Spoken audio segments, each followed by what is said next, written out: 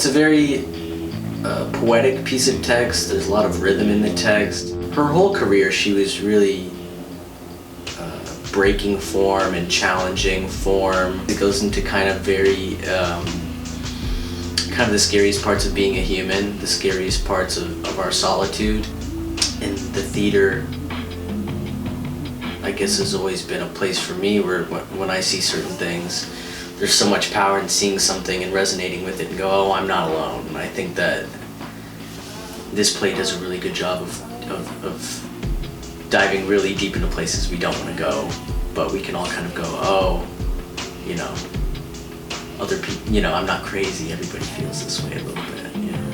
It's challenging because there's not much context provided. It's, you know, basically voices and language in a void.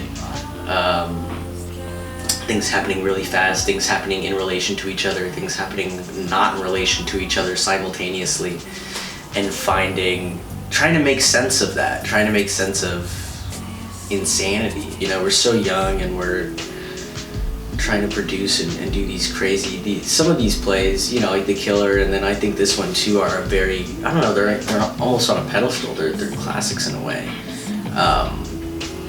But you know, Sarah Kane was 27 when she wrote this, you know, and she was a master of her craft at 25, and she was really influenced by Buchner, who died at 23 and wrote one of the best, you know what I mean? Wrote a play that changed drama, that changed the theater. So kind of this continuum of young artists is really interesting, and what, you know, what can we accomplish as we're kind of working out what artists we will eventually become. I mean, everywhere in most artistic circles or in classes or whatever, you kind of just find people that are part of your tribe in a way, people that speak your language, that,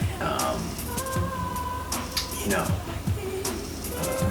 in this particular sense, that look at art and look at the medium that we're working in a similar, or hold it to a similar esteem, and you know, we're excited to challenge each other, to challenge others. Her text is very universal and timeless. I think all of her plays are. I'm really fascinated with how we look at mental health, how we stigmatize mental health. And that's something that's changing. And then also, you know, I think of, when I kind of look at this play, I've been looking at it through the lens of addiction, how love and CRAVE, kind of all the, you know, all the positives and negative of love, that love is just another form of addiction, really.